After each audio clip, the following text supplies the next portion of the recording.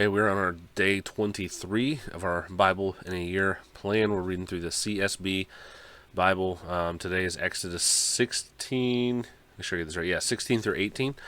So we will pick up in Exodus 16. We've seen Israel leave Egypt and God be with them through that. So we are going to start back up in Exodus 16 and go from there, see what happens next. There are some links in the description if you're interested.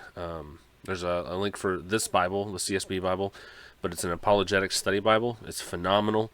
It's usually the Bible that I recommend offhand. I just actually found it this last year in 2024 and absolutely fell in love with it.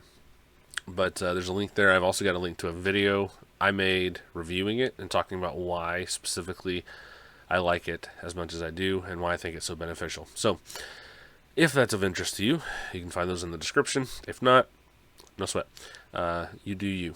And I will start reading Exodus 16. The entire Israelite community departed from Elim and came to the wilderness of Sin, which is between Elim and Sinai, on the 15th day of the second month after they had left the land of Egypt. The entire Israelite community grumbled against Moses and Aaron in the wilderness. The Israelites said to them, "If only we had died by the Lord's hand in the land of Egypt, when we sat by pots of meat and ate all the bread we wanted. Instead, you brought us into this wilderness to make this whole assembly die of hunger." So again, complaining. Then the Lord said to Moses, "I'm going to rain bread from heaven to you. The people are to go out each day and gather enough for that day. This way I will test them and see whether or not they will follow my instructions. On the sixth day, when they prepare what they bring in, it will be twice as much as they gather on other days." So Moses and Aaron said to all the Israelites, This evening you will know that it was the Lord who brought you out of the land of Egypt. And in the morning you will see the Lord's glory, because he had heard your complaints about him. For who are we that you complain about us? Moses continued, "The Lord will give you meat to eat this evening, and all the bread you want in the morning, for he has heard the complaints that you are raising against him. Who are we? Your complaints are not against us, but against the Lord." Then Moses told Aaron, "Say to the entire Israelite community, 'Come before the Lord, for he has heard your complaints.'" As Aaron was speaking to the Israelite community, they turned toward the wilderness, and there in a cloud the Lord's glory appeared. The Lord spoke to Moses, "I have heard the complaints of the Israelites. Tell them at twilight you will eat meat, and in the morning you will eat bread until you are full. Then you will know that I am the Lord your God." So at evening quail came and covered the camp. In the morning there was a layer of dew all around the camp. When the layer of dew evaporated, there were fine flakes in the desert surface, as fine as frost on the ground. When the Israelites saw it, they asked one another, "What is this?" because they didn't know what it was. Moses told them, "It is the bread the Lord has given you to eat. This is what the Lord has commanded. Gather as much of it as each person needs to eat. You may take 2 quarts per individual, according to the number of people each of you has in his tent." So the Israelites did this. Some gathered a lot, some a little. When they measured it by quarts, the person who gathered a lot had no surplus, and the person who gathered a little had no shortage. Each gathered as much as he needed to eat. Moses said to them, "No one is to let any of it remain until morning." But they didn't listen to Moses. Some people left part of it until morning, and it bred worms and stank. Therefore Moses was angry with them. They gathered it every morning. Each gathered as much as he needed to eat, but when the sun grew hot, it melted. On the sixth day, they gathered twice as much food, 4 quarts apiece, and all the leaders of the community came and reported this to Moses. He told them, "This is what the Lord has said. Tomorrow is a day of complete rest, a holy Sabbath to the Lord. Bake what you want to bake, and boil what you want to boil, and set aside everything left over to keep until morning." So they set it aside until morning, as Moses commanded, and it didn't stink or have maggots in it. "Eat it today," Moses said, "because today is a Sabbath to the Lord. Today you won't find any in the field.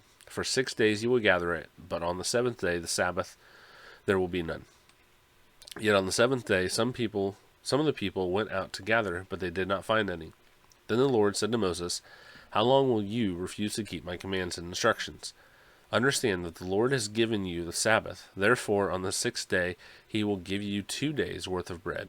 Each of you stay where you are. No one is to leave his place on the seventh day." So the people rested on the seventh day. The house of Israel named the substance manna. It resembled coriander seed, was white, and tasted like wafers made with honey. Moses said, "This is what the Lord has commanded. 2 quarts of it are to be preserved throughout the year, throughout your generations, so that they may see the bread I fed you in the wilderness, when I brought you out of the land of Egypt." Moses told Aaron, "Take a container and put 2 quarts of manna in it. Then place it before the Lord to be preserved throughout your generations." As the Lord commanded Moses, Aaron placed it before the testimony to be preserved. The Israelites ate manna for 40 years, until they came to an inhabited land. They ate manna until they reached the border of the land of Canaan. They used a measure called an omer, which held 2 quarts. Chapter 17. The entire Israelite community left the wilderness of Sin, moving from one place to the next according to the Lord's command. They camped at Rephidim, but there was no water for the people to drink. So the people complained to Moses, "Give us water to drink." "Why are you complaining to me?" Moses replied to them. "Why are you testing the Lord?" But the people thirsted there for water and grumbled against Moses. They said, "Why did you ever bring us from Egypt to kill us and our children and our livestock with thirst?" You're starting to see a theme here. Like, it's comical to look at now, but honestly, I do think a lot of us in our own lives are very similar. We trust God and we say we trust God, but the second things get difficult, or the second things get inconvenient, we start complaining. Or even, the the people who went out on the seventh day originally to gather more. Like, God literally made this bread stuff appear. It just appear. Right? And so you think that, I don't know. I like to think that if I was there seeing that stuff, I wouldn't be questioning. But, I've seen some things in my own life, and I still have gone back to things that I don't need to, and made bad decisions and things like that. So, who knows? Maybe I would be one of these. Yeah. Where are we at? Verse 4. Then Moses cried out to the Lord, "What should I do with these people? In a little while they will stone me." The Lord answered Moses, "Go on ahead of the people and take some of the elders of Israel with you. Take the staff you struck the Nile with in your hand and go. I'm going to stand there in front of you on the rock at Horeb. When you hit the rock, water will come out of it and the people will drink." Moses did this in the sight of the elders of Israel. He named the place Massah and Meribah, because the Israelites complained and because they tested the Lord, saying, "The Lord among us, is the Lord among us or not?" At Rephidim, Amalek came and fought against Israel. Moses said to Joshua, "Select some men for us to go fight against Amalek. Tomorrow I will stand on the hilltop with God's staff in my hand." Joshua did as Moses had told him and fought against Amalek. While Moses, Aaron, and Hur went up to the top of the hill. While Moses held up his hand, Israel prevailed. But whenever he put his hand down, Amalek prevailed.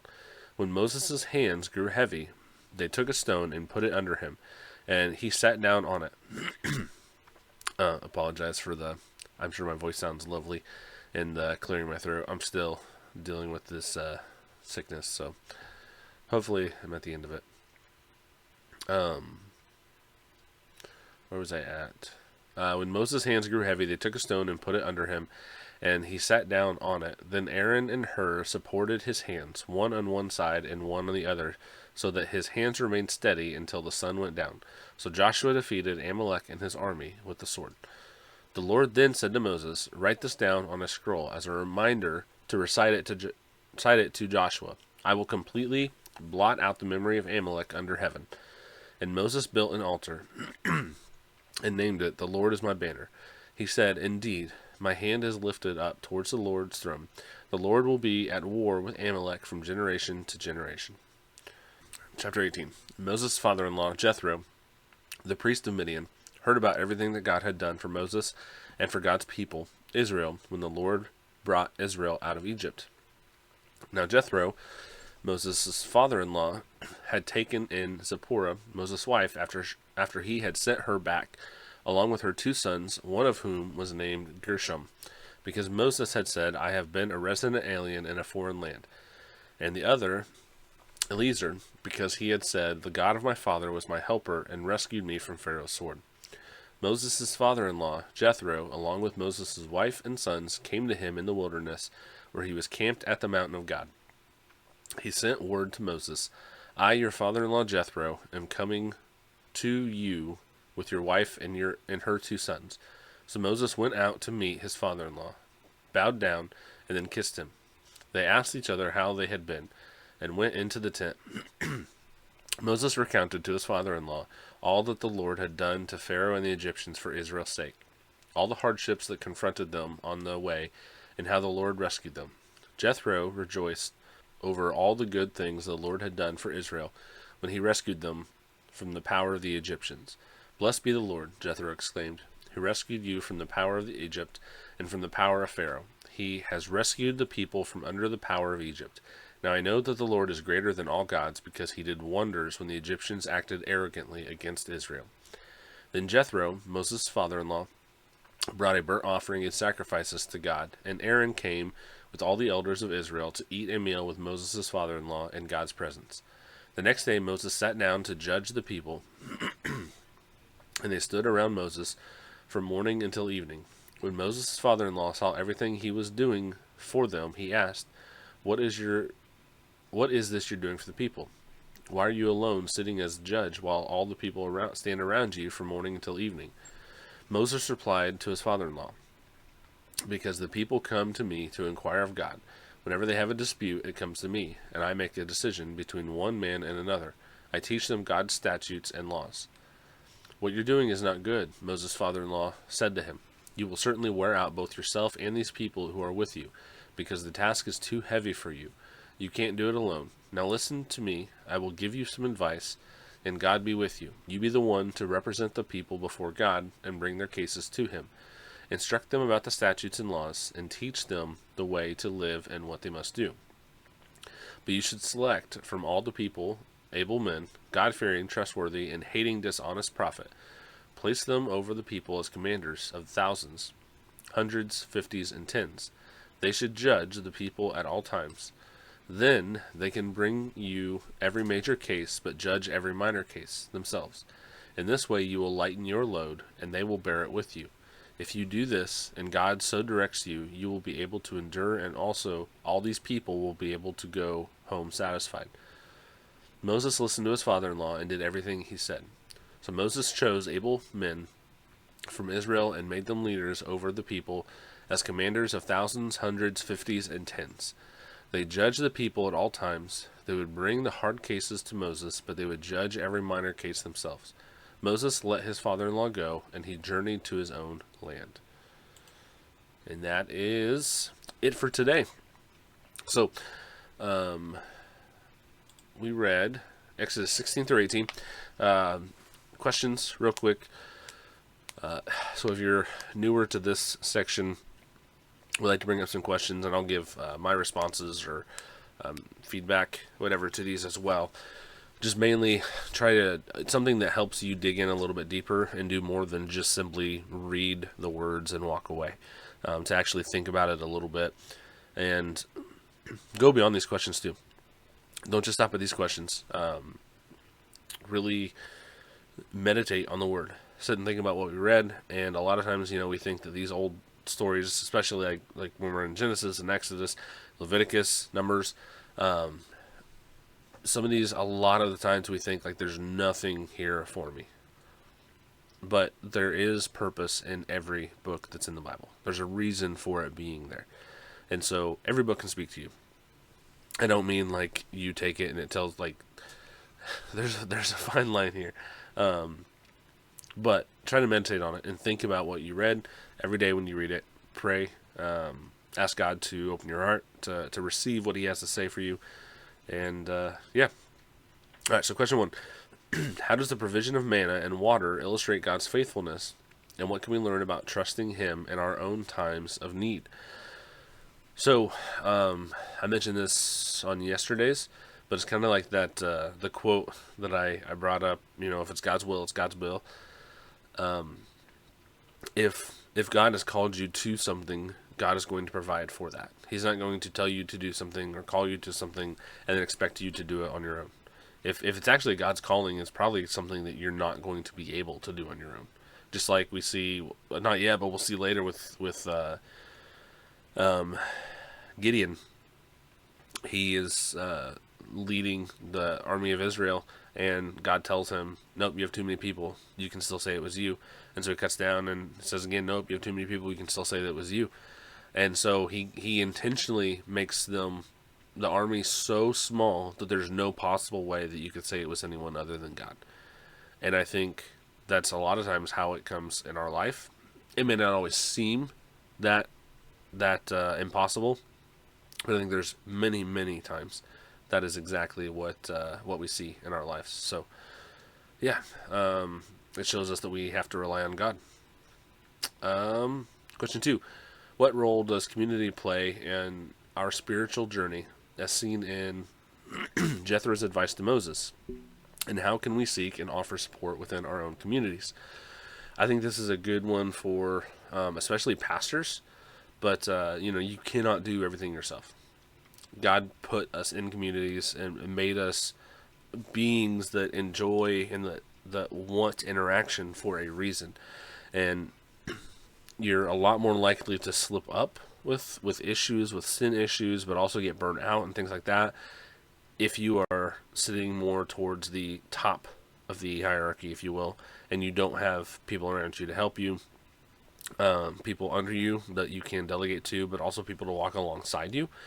So it really is something that you need to have community at every level. You need to have community. This is not something that we do alone, that we need to do alone. Question 3.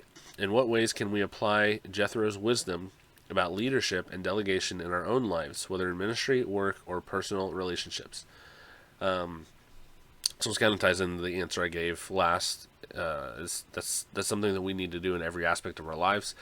It helps us to prevent burnout, but I think even more than that, it helps to ensure that we stay on the right path. It's very easy to wander off and start doing things that we should not be doing, and being in error and saying things that are wrong, and even walking in blatant sin, and sometimes without even realizing it, or at least not realizing how you got there. Things like that are much easier if you don't have a community around you. If you don't have people that you are leaning on that can bear the burden with you. And so that's why you need to have that, but also you need to be particular about who you chose. Note that he didn't say just pick men. He said pick men that are basically they're of high repute. They are people that are they hate dishonest gain is another one. So they're people that are of good stature. They're good standing in the community. They're people that are God-fearing, that want the best for not just themselves but for others, and that generally make good decisions, that have a track record of making good decisions. I think that's what people need. That's what you should be going for. So